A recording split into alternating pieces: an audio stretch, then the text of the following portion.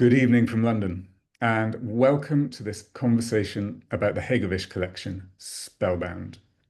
My name's Ted Sandling. I'm Global Director of Education here at Christie's, and I'm delighted to welcome you from all across the world. I'll be your host this evening. Before we step into the enchanted lands of this remarkable collection, please allow me to read the following notice. By registering for this event, you agree not to record the event in any way. This lecture is being recorded, and all registered participants will receive the recording in a few days. Please feel free to add questions during the talk, and I will put them to our speaker at the end. Klaus Hegewisch collected images that look right back at you. I've already used the word enchanted. You might also say unsettling, uncanny, unheimlich. Why did that mood grip him? And why does it matter now? To discuss this, I'll be joined by Tim Schmelcher, International Specialist of Prints here at Christie's. We're having this conversation because of the upcoming sale of Part 1 of the Hegewisch Collection, which will be held in London on the 16th of October and will be on view at Christie's King Street from the 8th. You'll also be able to see highlights in Paris and New York, and I'll give you all of the details at the end. But right now, I'd like to introduce Tim and get stuck into our conversation. Tim joined Christie's Prints department in London in 2004 and specializes in old master prints and prints of the 19th and early 20th centuries.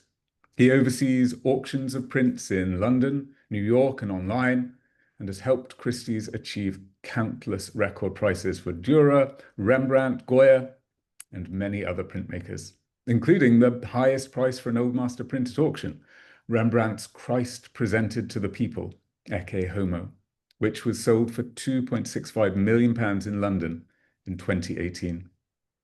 He also curated the exhibition Beauties and Beasts, Making and Collecting Art in Germany for Christie's in Berlin. Tim, welcome. Could you give us a 90-second portrait of Klaus Hegewisch? How did war, recovery, and work shape his taste? Well, I think the best portrait of him is really his collection, but I will try. Klaus, first of all, was a true gentleman. Obviously, when I met him, he was already elderly, but he was calm, very gentle, generous. He could be great fun. He wasn't pompous at all. And he preferred other people to talk, I think, than talking himself. So I'll try and, as best as I can, talk for him tonight. He was born in 1919, just after the First World War had ended in Hamburg. Germany was a fairly chaotic place at the time. His parents separated when he was quite young, and he grew up fairly independently, I think. He sometimes traveled to see his grandparents in Lübeck, further north. However, they were loving parents, and they also made sure that he had a good education. He went to the oldest grammar school and Latin school in Hamburg, and he also, because that was affordable for a teenager, he joined the oldest sailing club in the city, which, as we will hear, mattered as well. He then, aged only barely 20, I think, he was drafted into the war, and he decided to join the Navy because he thought that if he had to die, then drowning would be the best option. And he was a passionate sailor.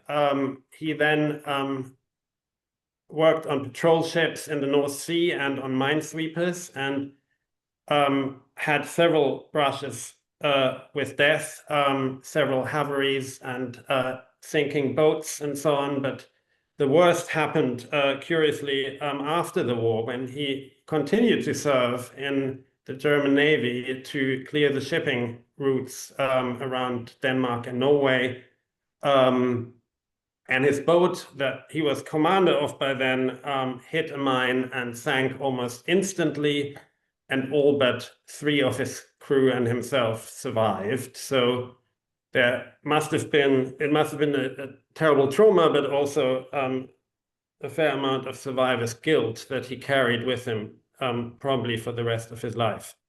And the scenes he would have witnessed, we probably can't imagine, at least not here and not today. He then recovered from his trauma and joined export-import company for fruit and vegetables, who brought these products from Latin America and Southern Europe.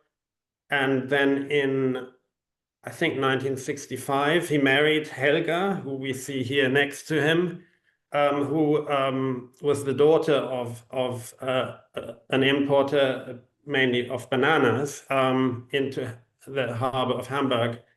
And they joined forces, not just personally, but also professionally. Klaus became a member of the company and later led it and brought it to great success. So here we see the two in an auction, probably at Kornfeld around 1967 or so, quite early on in their collecting lives. And Helga brought I guess, a motivation for collecting to the marriage. She also brought a wide circle of what you've described as inspiring friends. Could you discuss those a little?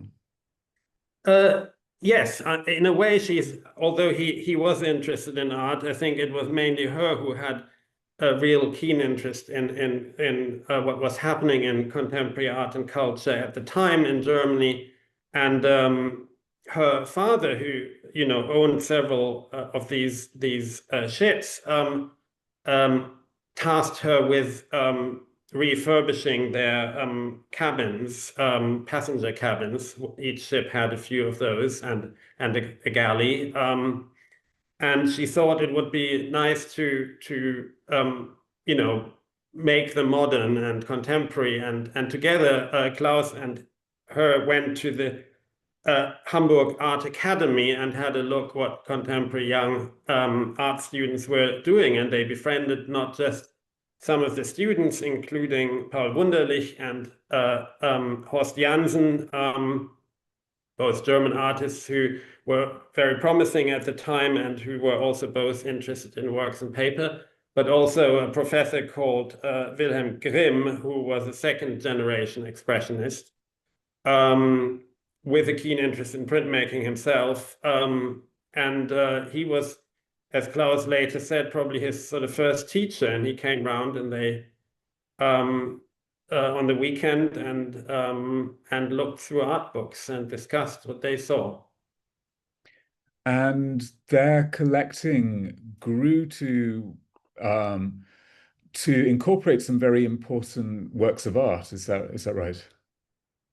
Yes, I think once they had formed these friendships and had sort of entered that world, they began talking about other artists, and one of them that his young art student friends or their friends said was a great model and a great inspiration was Max Beckmann. So he was the first artist of world renown that they began to buy, mainly prints at first, perhaps a couple of drawings, which were then even, for a young couple, just about affordable. And they went to a local auction house called Haus Wedell in Nolte, and then quite early on, as we can see here, also traveled to Kornfeld in Bern, which sort of held an annual series of sales, which was sort of a convening point for everybody interested, in particular in prints and drawings. I'm going to move on to another slide of them. So their marriage began to struggle in the early 70s and they divorced in 1973. Klaus married Erika in 1981 and he retired in 1986 and then began to seriously reconsider the collection. Some works remained with Helga, but he sold most of his own paintings. And that's when he began to focus entirely on works on paper and prints. Could you talk us through how and why he took this direction? Yeah, just briefly maybe about this photo. So here we see the two of them in the sort of modern one story bungalow they had built by an architect friend, and we can see already some prints on the walls and works on paper. I think in the corner on the left we see a painting by Richard Oelze, a German surrealist, which is still in the collection, and some other things. I think there's a Kirchner there, a woodcut, and so on. And then, as you said, their marriage fell apart and they separated, and obviously they sort of divided the collection, and some things stayed with her. I think then after remarriage and after he retired, he really began thinking about in which direction to take the collection, which had already become a really, really important part of his life. Oh, here we see another image of the same house, same room, presumably, and we can see here a few things that are still in the collection, some are not. At the central wall, we see the large aquatint by Picasso, La Femme à la Fenêtre, which will be offered in this sale in October, and a few other things. Also a Repas Frugal in the upper right corner by Picasso, but we'll come to that a bit later. So I think he began to think about what to do, and he had some truly great paintings. But by the 1980s, I think paintings of that caliber had become already very, very expensive and hard to get. And although he was a wealthy man, he didn't have unlimited funds. He was not super rich, as we would say today. And I think he also, for all his collecting life, had a real affinity to works on paper and to black and white works, to prints, to drawings. And I think he thought, well, if I want to go deeper in this direction, then I may have to part with my paintings. And he sold them in a very thoughtful manner, and placed them in museums where they really made sense. So at the time, Tate in London didn't have an important Beckmann painting, so he sold painting Carnival to the Tate. Another important portrait by Otto Dix was sold to the Berlinische Galerie. Painting by Richard Lindner, the German-American pop artist, was sold to the museum in Nuremberg, which was his hometown. And I think with the funds, then he directed them towards deepening and refining his collection of prints and drawings. And here we have a photograph of him with Erika. Yes, that I think is again at Kornfeld. This is probably in the 1980s, and we can see here how they're looking through the boxes of prints and drawings in their mounts. You can see by his big smile how much he enjoyed looking at art. Well, let's talk a little bit about your own response to seeing the collection, seeing the Hegewisch collection. When did you first meet the Hegewisches? And what was your response when you first got those initial glimpses of the collection? I first met him on the telephone because I was bidding with him on a series of Goya proofs from the Desastres de la Guerra. And he didn't get any of them, although he was very stubborn and kept bidding, but somebody was even more determined than he was. And then I met him in Hamburg. We were invited for tea together with my colleague Christiane Rantzau, and we went and you know, had tea and sat in this room. And you know, obviously I tried to pay attention to the conversation, but I was a bit distracted because there were all these graphic masterpieces by Picasso hanging around us. So there was the Minotauro Maschi, which hangs right behind me. There was a related drawing right next to it. There was La Coiffure, the drawing of the woman combing her hair. And then below it on a shelf was the bronze of the same subject. And it went on like that. There was the Repas Frugal, which is possibly Picasso's most famous print, with a preparatory drawing, and so on. And I had seen all these prints before in other circumstances, in other collections, but never in that density and in that quality, all in one room. And you It prepared was very impressive, but oddly, walking through the room, it wasn't showy. It was not braggish. It was actually quite low key in a way, in a sort of very sophisticated, understated way. That's really an interesting word to use, sophisticated, because I think something that you have emphasized when we've been talking about the collection is the way in which Claes was creating dialogues between works, and you've got a couple that you wanted to show. So if I get the first one up. Well, if you go flick back for a second, this Of is one course. of the great works in the collection. It's known as Nez quart de brie, so a quarter of a brie cheese nose. And we'll, I think, come back to that later, but it's a preparatory drawing for one of the most famous and most pivotal paintings by Picasso, the Demoiselles d'Avignon, for one of the figures. And next to it is a West African Dan Guerce mask, which is a mask for a fire guardian and it's from Côte d'Ivoire, from the Ivory Coast. So this is one of those dialogues about inspiration and influence and so on that Hegewisch really enjoyed, and that he tried to build, and whenever saw opportunities, try to create these dialogues and make those interrelations visible.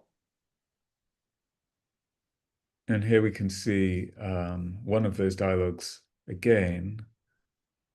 Yes, so here we have the preparatory drawing, or one of the drawings in which Picasso is developing this idea of this rather destitute couple at a table in an embrace, in a sort of caring but also sort of tired embrace, from 1904, and then his really first serious print and great masterpiece of printmaking of the 20th century, the Repas Frugal. And to see those two next to each other in the same collection is extraordinary in its own right.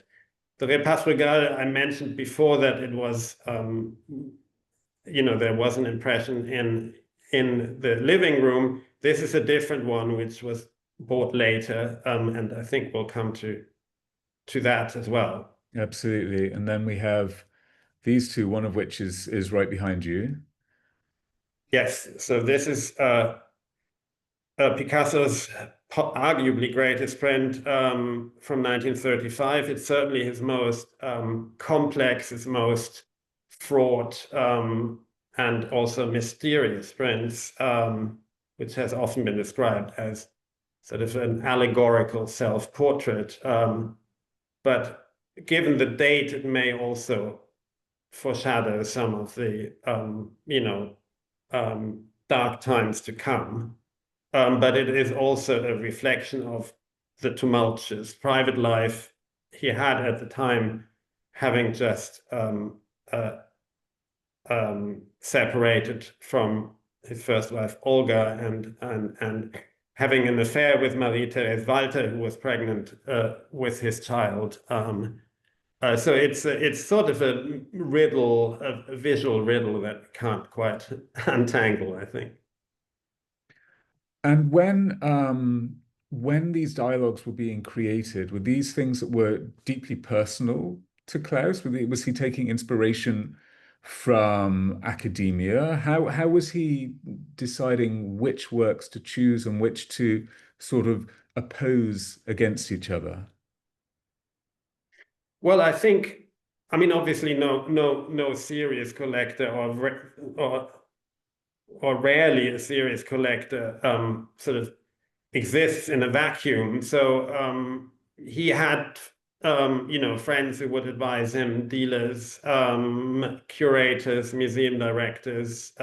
He was very good friends with Werner Hofmann, who in the 1970s, 80s became director of the Hamburger Kunsthalle, and so on. So these decisions were certainly not made in isolation, but I think he also saw the connections, and here they are fairly obvious, I think. So we have the drawing from 1934 of a bullfight, but of course this is a sort of surrealist version of a bullfight with a bull sort of with these voracious teeth disemboweling a horse. And then in the course of those years, these early 30s, he develops the idea of the Minotaur increasingly, also in the series of prints called the Suite Volare.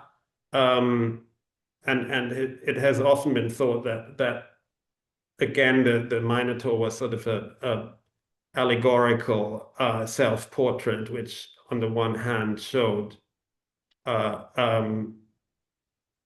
the sort of animal nature and violence and so on, but also something quite fragile and vulnerable, which I think this picture here is the Minotaur Maschie is also an emblem of. Now that the collection is coming up for sale, tell me why you called it Spellbound. What does that very evocative word mean here?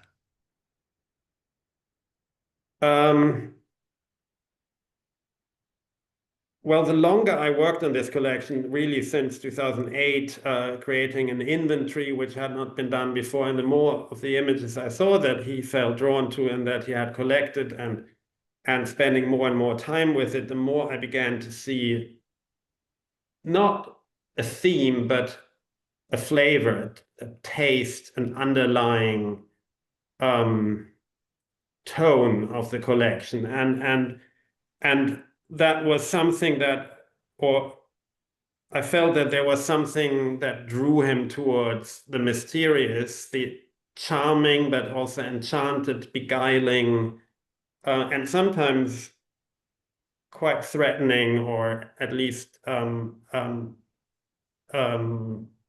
uncomfortable images, all the way to really terrifying images of the war in particular. But we'll see a few others which are disturbing in other ways. And I once we gave a little tour through for a group of people through the collection privately, and I said that he felt drawn to the dark side of life, and he kind of wryly smiled and said, "Yes, that's true."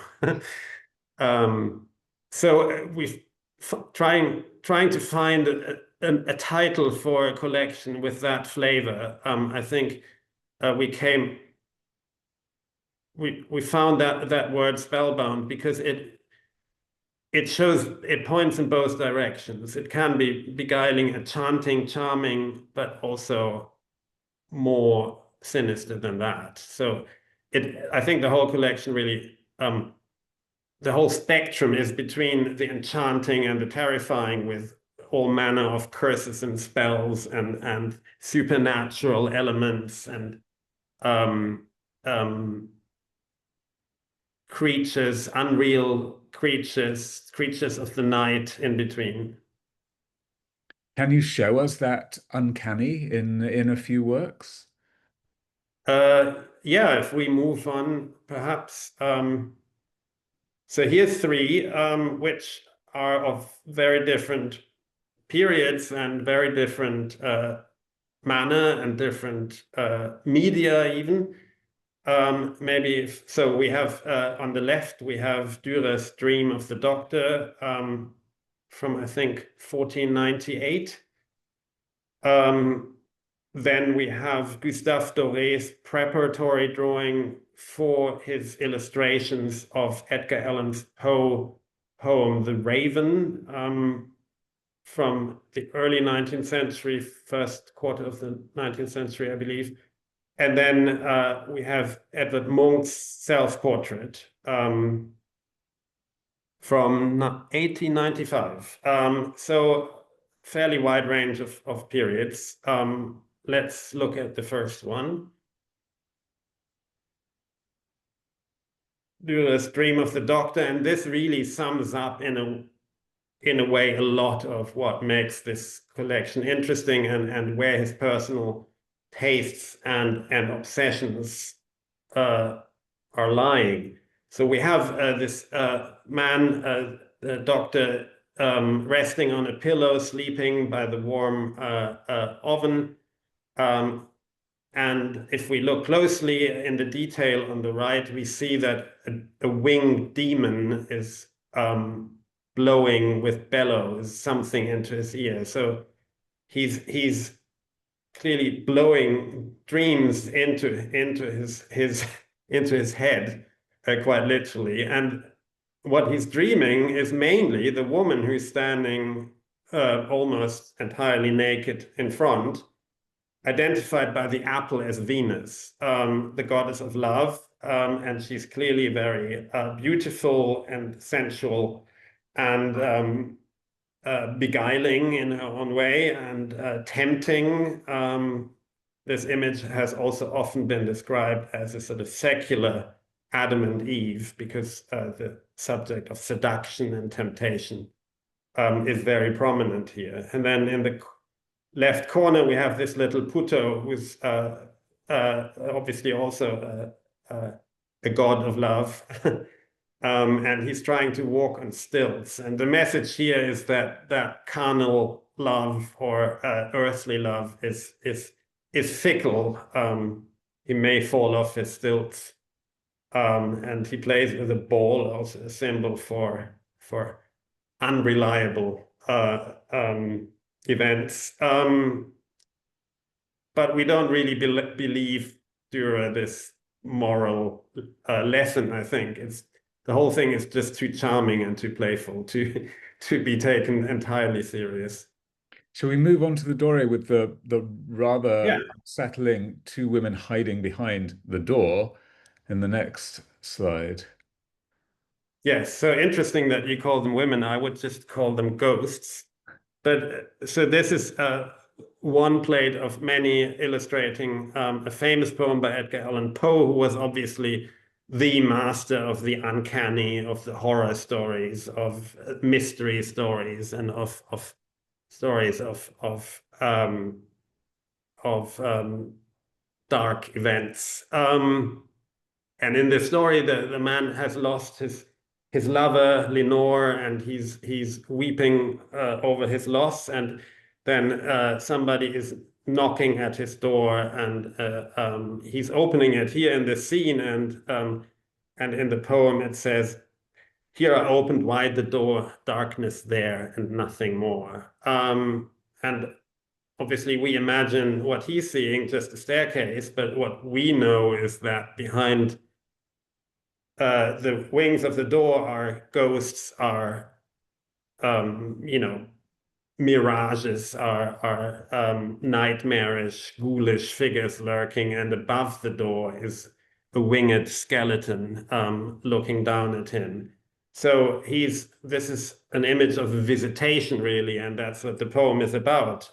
We don't really ever find out whether the raven is an emanation of his dead lover or just a messenger from the land of the dead, but he is clearly having an unusual visitor.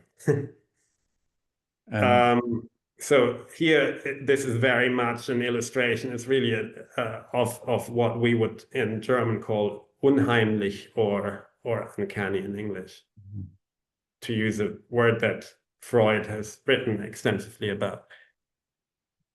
And then finally, Edvard Munch's self-portrait, which the uncanny element here is fairly obvious. He's showing himself with a skeleton arm resting below him. And there's no doubt that that is intended to be his arm. It's also remarkable how his head is completely disembodied, isolated, like a death mask almost. And then finally, at the top of it, there's that little entablature with his name and date. And there's a dash, so there could be another date added, as if it's really a tombstone. And this is how the whole thing really looks. So it's a portrait of him alive, but very much aware of his own mortality. And it's arguably one of the greatest self-portraits of the late 19th and 20th century. And it's also very much in the spirit of Enzo, another artist important in the collection of Klaus Hegewisch, who painted himself or made an etching of himself as a skeleton, and he wrote Mon portrait en 1960, so my portrait in 1960. So he is completely decomposed, and all that's left of him is bones. Now, I happen to know that the gallery that you're sitting in, you're facing the self-portrait, or rather, it is staring down at you. How does it feel to be being observed by such a memento mori? Well, I guess Klaus and his wife were used to being surrounded by these things. It's maybe not for everybody, for every day, but it is an absolutely fascinating and also beautiful image. Now, let's go back to some of these dialogues. I'd be really interested in hearing you talk about how Hegewisch paired works to make them talk to each other.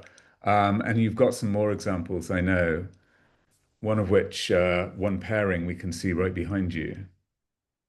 Yes, that is really fascinating. So it's a very early sketch, really, by Picasso called La Coiffure, or Femmes se coiffant, from 1906 on charcoal and paper, which comes from the collection of Leo and Gertrude Stein. And it shows this figure combing her hair. We can see that he made various attempts at it. The breasts are also repeated further down, so she almost looks like an Artemis, this sort of many-breasted goddess. But she's also combing her hair, and which is, of course, charming and alluring, but there's also something of a siren about her, something slightly mischievous or potentially fateful, which is definitely a way how Picasso saw women. I don't wonder how they saw him. And then next to it is a bronze of the same subject, which actually is just here behind me, and I'll show you it a bit closer in a moment. But the fascinating thing is that around the time he made the drawing, he was also working in a sculptor's workshop, and there was a ceramicist working there. And within that workshop, there were also works stored by Gauguin, an artist he very much admired. So he saw his wood carvings and also ceramic works and so on in terracotta, And so he thought he would give it a go. So he made a ceramic sculpture of this woman combing her hair, and then a very small edition of bronzes were also made of this figure, and then another, again, very limited edition of bronzes were cast later in 1968, of which this is one. And I'll quickly show you it. Stop the screen sharing.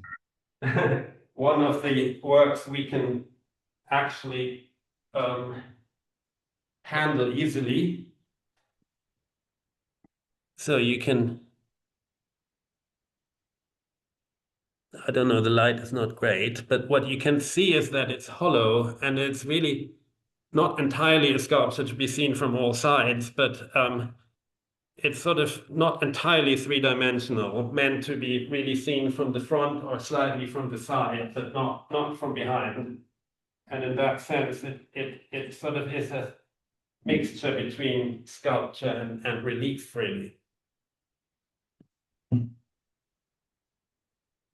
So that's one of these examples of great and rare pairings, and it's was always recognized as such, and to the degree that the Museum of Modern Art in New York showed not only this drawing, but also a related painting and another cast of this bronze in one of their really important exhibitions on Picasso of the early years. And I'm going to move on to another pairing, this one in the room just next to where you're sitting. These really striking works. Would you mind talking a little bit about these? Yes. So Ludwig Meitner is really known for these apocalyptic landscapes, both in painting and in drawings. Here, it's a reed pen and ink drawing, surprisingly large. It's almost, that size. So some of the paintings are really astonishing. They show these explosions and space sort of tearing apart and grenades falling and bombs falling and so on. And they are painted before the First World War had even started. And this one here, where we also see this in the foreground, this pair of lovers kissing, but then in the background there's clearly somebody dying, being badly injured. We don't exactly know what happened, but again, the landscape is sort of disintegrating. It's being torn apart by bombs, by explosions, and this is as the war had just started in 1914. So it's almost a premonition of the destruction to come. And then next to it, we see a charcoal drawing by Otto Dix, slightly smaller than the Meitner, from 1918. Dix had lived through the war. He had seen the destruction firsthand. He knew what had happened in the battlefields, and he had been in some of the worst places at the Somme and so on. And here he calls it Hexensab excuse me, Hexensabbat, sorry. And we don't really know what's going on, but there's a whole orgiastic scene, including genitals and bottoms and legs sticking up in the air, and clearly witches flying around on brooms and so on. But at the same time, it also looks like a trench scene. Mm-hmm. And it speaks of destruction and of pain and of complete disintegration of space and time and so on, in this very sort of almost cubist or futuristic formal language. So this is one of really these great pairings which really speak to each other and even formally seem to repeat similar shapes and forms, like those lines which are radiating out from the building, which give it dynamism and seem to sort of suggest kind of explosion. Absolutely, absolutely. Could we look at a few individual works and maybe take a few of the highlights of the sale and look at those in a bit more detail? Um, Yeah. you've chosen three in particular, Melancholia one, to begin with. Yeah, so here we again have three works of different periods, which are slightly more palatable, perhaps, than the ones before. First, Dürer's Melancholia 1, one of the most famous prints in the history of Western art. Then at the center, a charcoal drawing by Odillon Redon called Le Penseur, or The Thinker. And then finally, Melancholy 3 by Edvard Munch, which is a woodcut in color.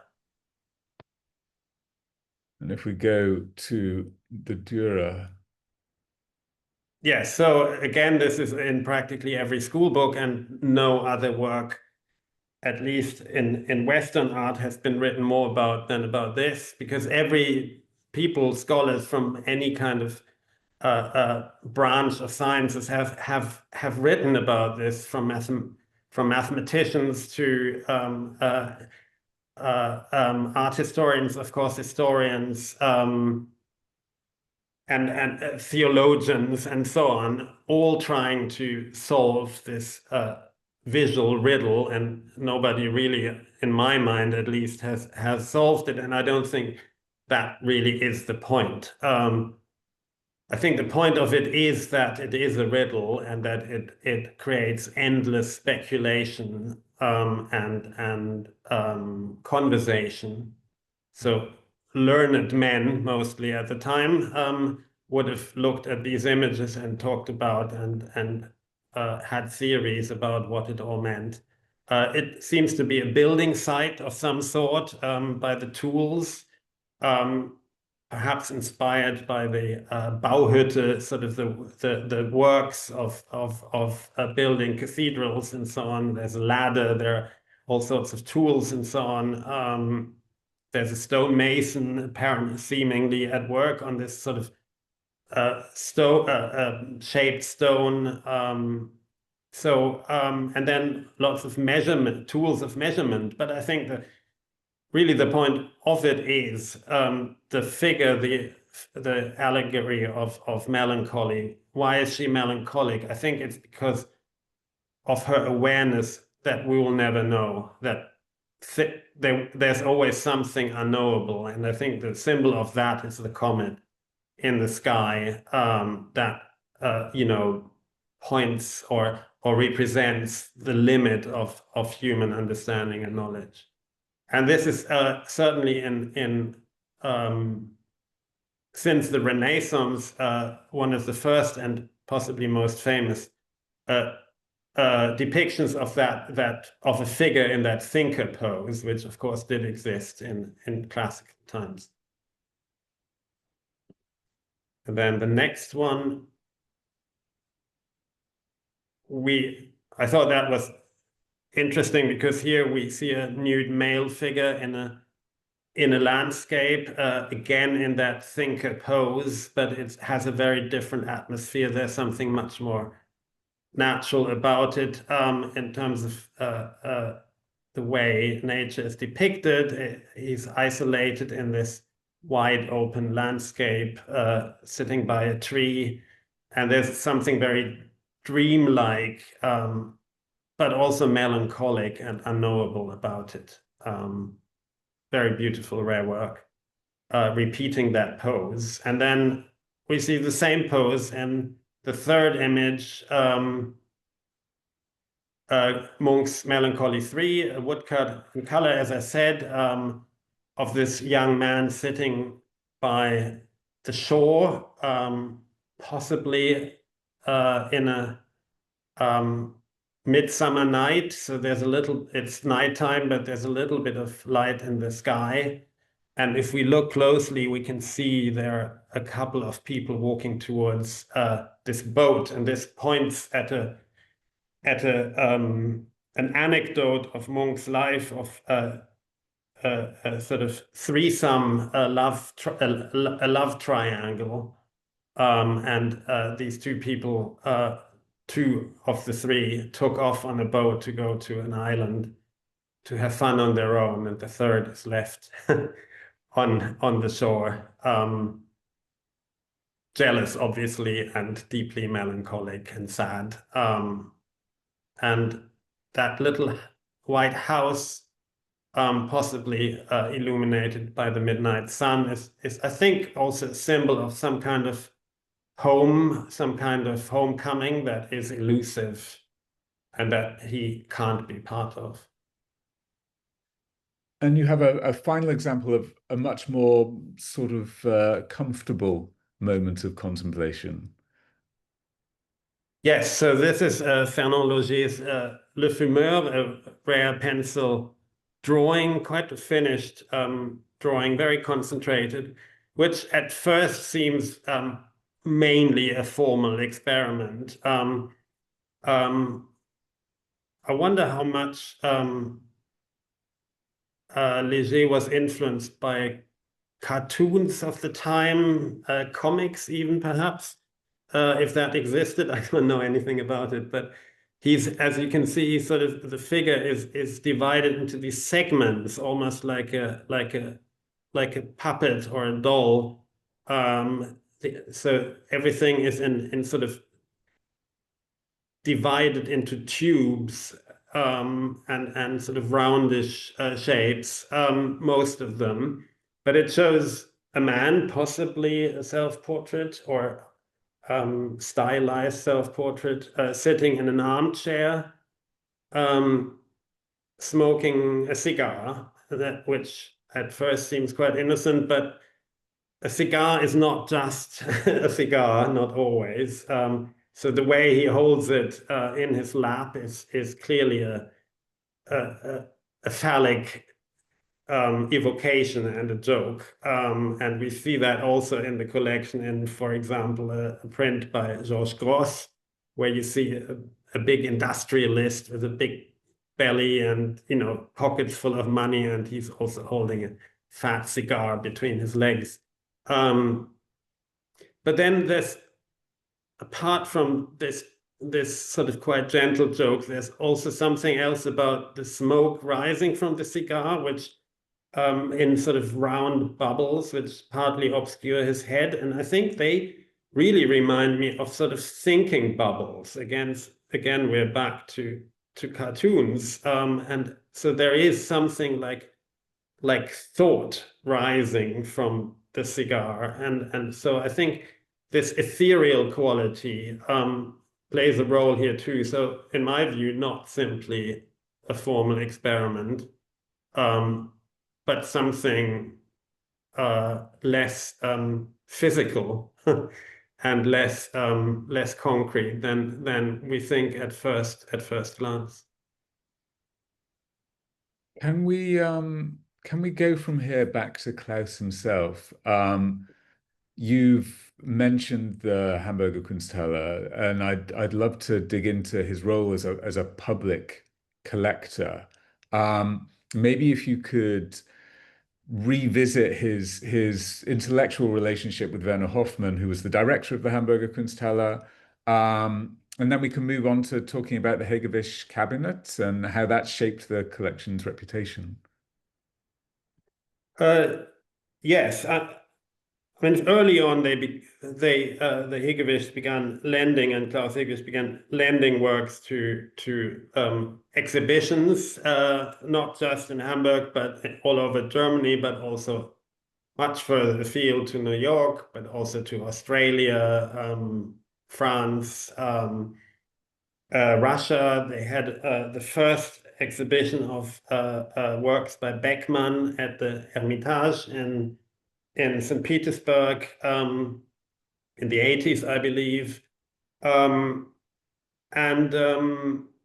Hamburg was a fascinating place, I think, in the 1980s, when on the one hand you had Werner Hofmann at the Hamburger Kunsthalle, who staged a series of really groundbreaking exhibitions on the art of the 19th century. And it was called, the overarching title was Art Around 1800. And it really put those artists, which had been kind of overlooked, and a whole century of European art that had been overlooked, back on the map and in people's mind. And this series of exhibitions included artists like Géricault, like Goya, Füssli, and others. And it really, I think, what Hofmann was demonstrating was that the 19th century was an extremely interesting period of transition between a very traditional religious and monarchical feudal world into a more secular and politically much more unstable, but also freer time. And I think rather than seeing a lot of 19th century art as kitsch or as simply bizarre and individualistic, as something that expressed that unrest, that transition. And he was a friend of Klaus Hegewisch, so I'm sure they talked a lot about these artists. And I think some of them are Odilon Redon, Ensor, Delacroix are represented in Goya, very prominently are represented in the collection. And I'm sure they discussed these works and pored over them, and maybe even decided what to acquire together. And at the same time, in Hamburg, just a sentence about that, Klaus Hegewisch was great friends with Ivan Nagel, for example, who was one of the great theater directors of his time, who was director at the theater in Hamburg, and really revolutionized modern theater there. So it was an interesting time and definitely an inspiring one. It's interesting the idea of them talking about works, potentially thinking about what works to acquire. You mentioned at the very beginning about how one of the pieces by Picasso is not the one that's currently in the sale. Could you talk a little bit about his philosophy around upgrading or changing direction in his collecting? Yeah, I think, I mean, he generally bought the best he could at the time, and that was on the market. But if we could go on to the next image, perhaps. So this is a detail of that interior shot we saw earlier with the Passe Regale, which we can just see at the upper right corner. You can see that it looks a bit gray and pale, and then next to it is the impression that we're selling now. The difference between the two is that the one to be sold now is really printed in 1904, 1905. So very early. Picasso was still an absolute nobody then. And he created this print. He printed a few, about 30 or so impressions straight from the plate, together with a Paris printmaker, a printer called La Courrière. And then later, after exhibiting this print and some others which followed, which were not terribly successful, in 1913, by which time he was a bit more of a name in the art world, he sold that entire series of prints called the Suite des Saltimbanques to Ambroise Vollard, who then reprinted them. But before he reprinted them, he had the plates steel-faced. So he had them covered with a very thin layer of steel, which made the surface much harder, and therefore could be printed in much higher numbers. and they were printed then in an edition of 250 or 260.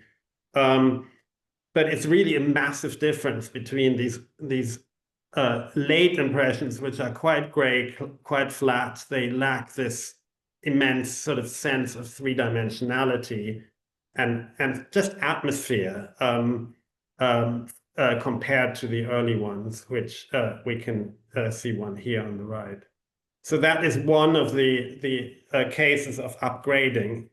In terms of changing direction, we've talked about him saying goodbye to his paintings, but he also had collected little groups of works by artists that he then later sold, including Ernst Ludwig Kirchner as the only Brücke artist, as far as I'm aware, who at some point was in the collection, and then he decided that he didn't need them, or that perhaps that artist and his works didn't speak to him so much. There were some wonderful Egon Schiele watercolors, which are again no longer there. And so there were decisions made, and I think they were really aesthetic decisions. And I think the interesting thing about it is that although the collection is very large and deep, there are in total about 350 works in it, or including series of works, series of prints. He never tried to build a print room or a Kupferstichkabinett en miniature.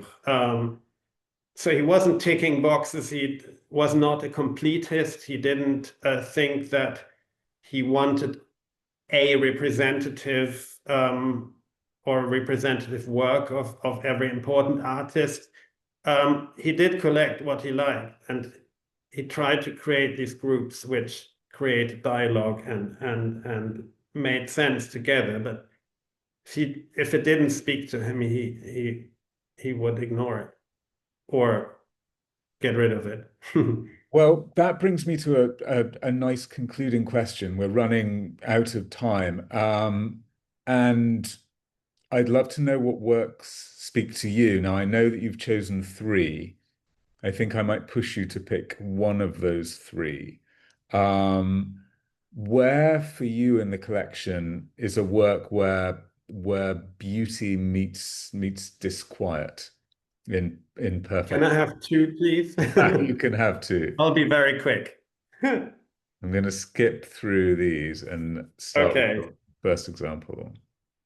Is this one of them? So Munch's very famous Madonna, a lithograph, early lithograph, 1895. Here in a super early, beautiful impression. It's a subject that he reprinted in various iterations over a long period. This is a very, very early one. It also is sort of a parallel image to the even more famous Scream, with these swirling lines surrounding the figure. It's also known as Woman Making Love. And the way Munch himself talked about it is,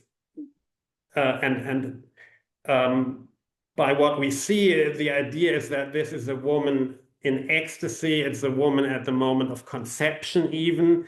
And he made this border, what looks at first a purely decorative border around the figure.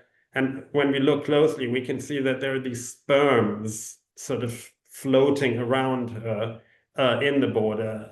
So it is a moment of impregnation, but also of sort of mind and body fusing. And yet it is disturbing because in the corner we see this little homunculus like figure, which is a fetus, but also clearly already an aware figure, a sort of strangely ghost-like figure, not too dissimilar, in fact, from the head that we see in the Scream. So it's a projecting figure too, perhaps even, again, a sort of strange self-portrait in disguise.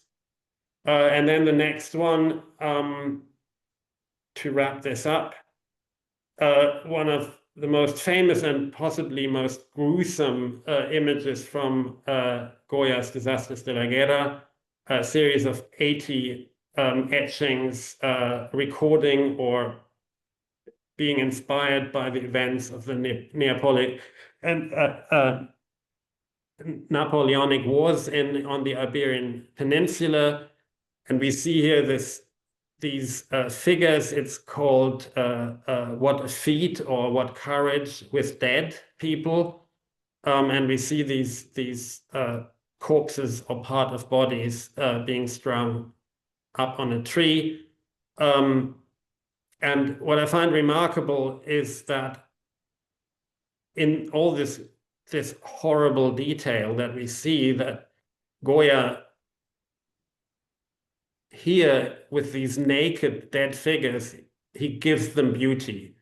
And the clothed figures in the series are not beautiful at all, but here he sculpts these naked bodies with tiny little stipples, which we can see in the detail, and shapes them and takes inspiration from classical art. For example, that hanging torso is a reminiscence of the torso of Belvedere, for example, the standing figure may make us think of Michelangelo's slaves, for example. So by showing them in this very tender, gentle, detailed way, he gives them dignity. He doesn't turn them into heroes. He doesn't turn it into some kind of apotheosis or some kind of kitsch of war. On the contrary, he shows it in all its brutality, but the bodies in their fragility and in their humanity. And I think that's what makes the series so great and so relevant, and which shows both Goya's humanity, but also what drove, I think, Klaus Hegewisch when he collected images of war. Mm-hmm.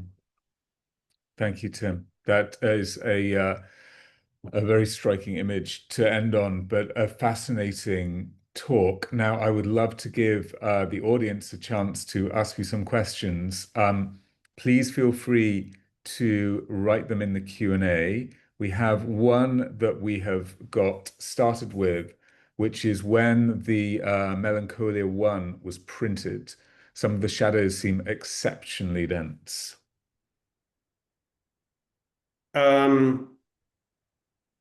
Well, this is a beautiful early impression, and as with all old master prints, the question is always, when was it printed? How early to the moment it was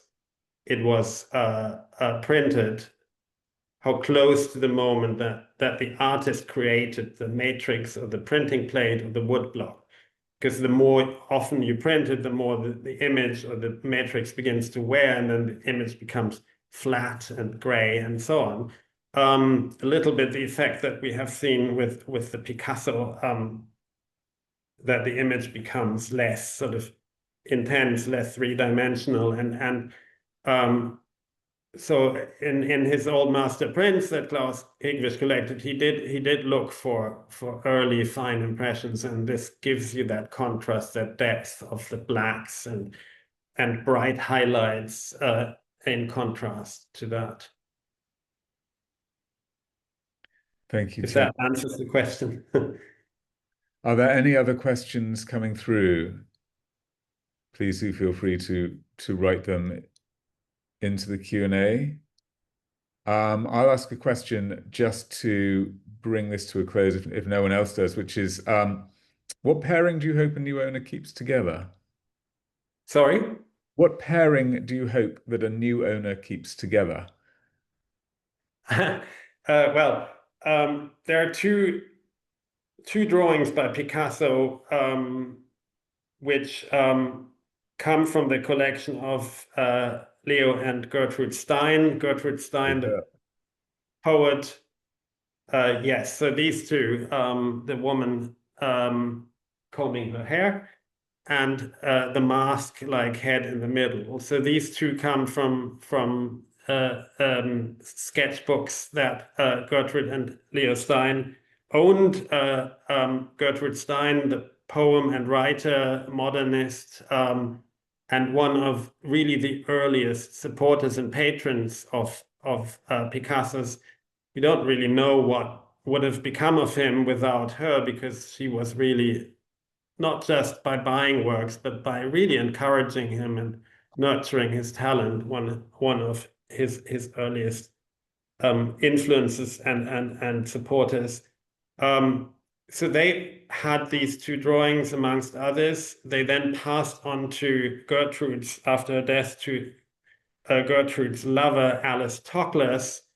And then when she died in the 40s, they were sold, and they ended up in the Seligman collection, then sold at auction in separate lots in 1982, bought there by the same collector. So they remained together, and then sold again in 1988, again as separate lots, again bought by Klaus Hegewisch, and stayed together until now. So it would be fantastic if they kept their company a little longer. Wonderful. We have one more question, which is, are there any other German artists from the 19th century like Menzel or Spitzweg in the collection?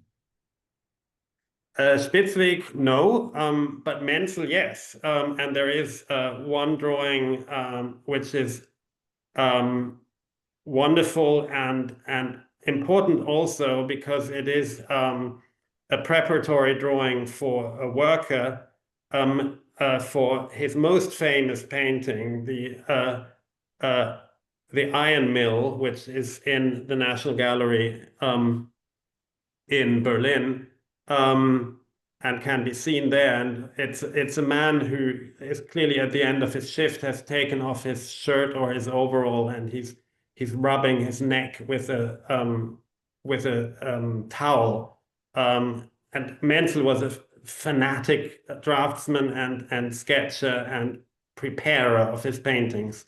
So it's a wonderful work preparing that great and monumental painting.